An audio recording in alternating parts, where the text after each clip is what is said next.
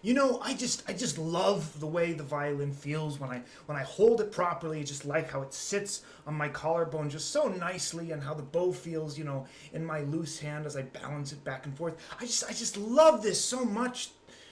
I wish I knew what to do next.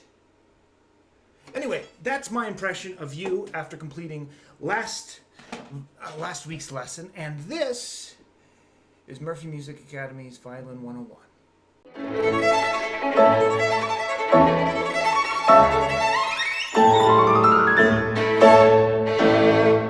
Hello everybody, I am Tobiah Murphy from Murphy Music Academy, and today, well actually first things first, I put this at the end of the video last time, and now I'm going to put it at the beginning of the video.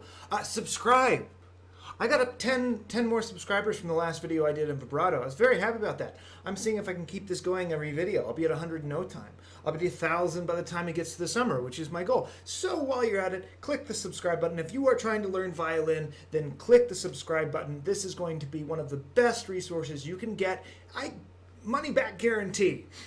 One of the best resources you can get for playing violin on the internet. And to get access to the supplementary materials for this and all other Violin 101 lessons, please go to murphymusicacademy.org/violin-101 and sign up for our free newsletter. Also remember, if you have any questions about anything from Violin 101 or any of my other videos, then please do not hesitate to contact me. Send me a picture or a video or a small video of your playing over at my email, which is tobiah@tobiahmurphy.com, or you can send me a private message via Twitter, Facebook, or Instagram, all of the links to which will be in the description below. Or again, if you're feeling super duper brave, then you can post a public photo or video on any of those platforms at me and include the hashtag Violin101. And some of you might be saying, but Tobiah, all of this awesome free stuff that you're putting on YouTube and on your website, it's just not enough. I need more. Well, for those interested, I do give Skype lessons, or if you live in my neck of the woods, live lessons. Those are not free though. But if you want to set one of those up, again, send me an email at tobiah@tobiahmurphy.com. All right, on to the lesson. Now, the first thing you're going to want to do is perform the violin position steps from the previous video. Now, I'm not going to do that again here, but if you need a refresher, go check the website or go watch that video. Now, before we start doing any of these exercises, I need to make sure that you all know you need to have finger tapes on your violin. Now, these are not tapes that go on your fingers, they're tapes that go on the violin fingerboard. For example, this is my first violin. My head is now this big. Anyway, so you can see that there are tapes for your fingers. Tapes for your first finger, second finger, third finger. No tape for your fourth finger. That's usually not something we need. By the time you start using your fourth finger, you can kind of just figure out where that one goes. But you're going to need the visual stimulation to know where to put your finger down at first. Now, after a year or so, maybe a year and a half of playing, we can start taking these off, and you can start basing on, the muscle memory you've built up after practicing with the finger tapes, and also based on what you hear and what you feel, and that's the ultimate goal. But to start out with, to do most of these exercises correctly, you are really going to need to have those finger tapes on in the right places. Now, to have an understanding of how to get finger tapes on your violin correctly, I put a nice little article at the murphymusicacademy.org blog, which I will put in the description below. Go ahead and watch the video and familiarize yourself with everything, but please do not practice any of these left-hand exercises until you have finger tapes on your violin. PSA over, back to our scheduled programming. Now, once your violin is here at the nut back here, then you're going to want to make sure that your fingers are hovering at a nice, even, natural curve over the string. So often when you do this, your hand will kind of be like this. So you're going to want to bring the fingers just hovering, not curved and tight like this, but just hovering over the string, which means you'll probably have to bring this elbow forward a little bit like that. Just let the fingers curve naturally like so. Now, once your fingers and hand are in this nice curved over the string position, what you're going to want to do is tap the first finger on the first tape. And yes, I know my violin does not have tapes, but just pretend it does and do the same on yours. So tap the first finger on the string, on the A string, wrong one, this one. On the A string, on the first finger tape, moving from this knuckle. Now I'm putting these fingers down here. just so you can see this better, but don't do this. Actually keep your fingers up here while doing this. But I'll put it up here so you can see it. And you're just going to lightly tap, pretend this is where the tape is.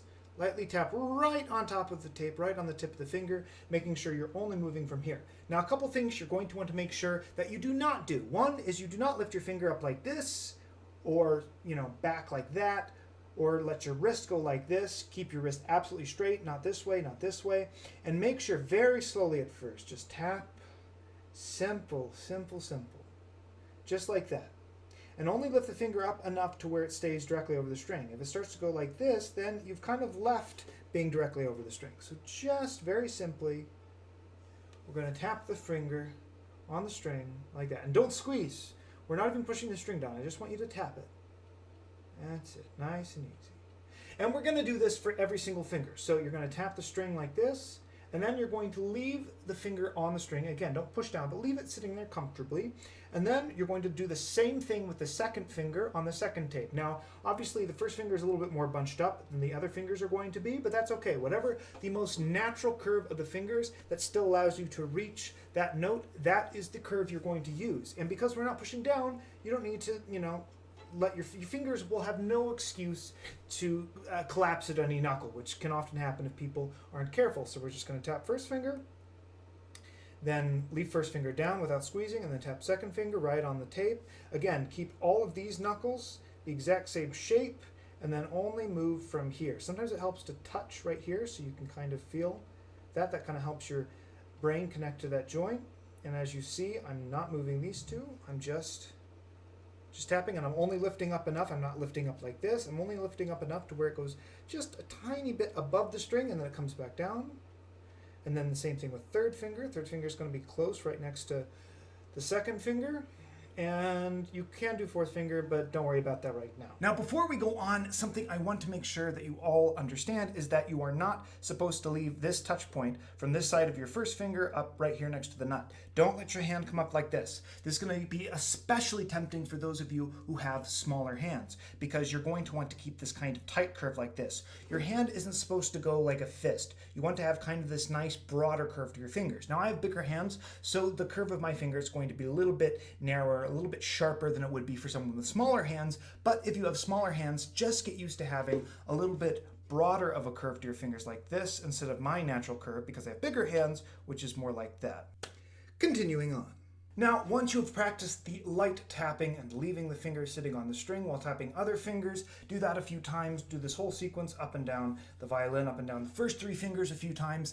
The next thing you're going to want to do is actually to push the finger all the way down to the string. Now, something I want to make sure you understand is everything on the violin you want to do with as little pressure, as little tension as you can possibly get away with. Now, something that might help demystify sort of the amount of pressure that people often think they have to use when pushing the string down is just look really closely at the string where it can, is in the fingerboard down here, and see just how small of space. It's probably like maybe a millimeter and a half at most of space between the string and the fingerboard. So the amount that you actually have to push the string down is hardly anything. I'm actually letting the string go up and down, and you can barely see my finger moving. That's all it takes. So once you start doing this new exercise, which is the next exercise is basically the same thing we're doing, except now instead of letting the string sit on the finger, we're actually pushing it down all the way, and only all the way, not further like this, but only all the way, and then tapping the next string, pushing that one down all the way, and only all the way, and third finger, pushing that down all the way. And that's basically it. Those are the starting exercises for learning how to properly put your fingers down on the violin strings and to depress the string. So to recap, go through your violin position steps, make sure your hand is all the way down here, make sure your fingers start over the strings, so you're going to have to swing your elbow in a little bit like this. First, just tap from this knuckle right here, keep the fingers nice and curved, make sure your fingers are over the tapes, and again, if you need more information on the tapes, there's a link that will help you about that in the description below. First, just tap the fingers a few times, let them sit, tap the next finger, let it sit, tap the third finger, let it sit, don't worry about the fourth finger. Then you'll do that exercise a few times, going up and down And don't do it that fast. I'm just doing this to get through this recap. And then you're going to want to do the exact same exercise, but instead of just letting the fingers sit, you're going to actually slowly depress the string and let that finger then stay there while you do the tapping with the next finger. Slowly depress the string, let it sit there, do the next finger, slowly depress the string, and make sure you are only pushing the string down far enough to where it reaches all the way, and don't push your hand in any farther. Make sure that when you squeeze the string that you don't squeeze this way, that you are only generating the energy from here. So it's just like that, and that's all that it is. You keep your hand back here, and that's it. And I will see you all in part 2 where we go over how to start using the bow. See you over there.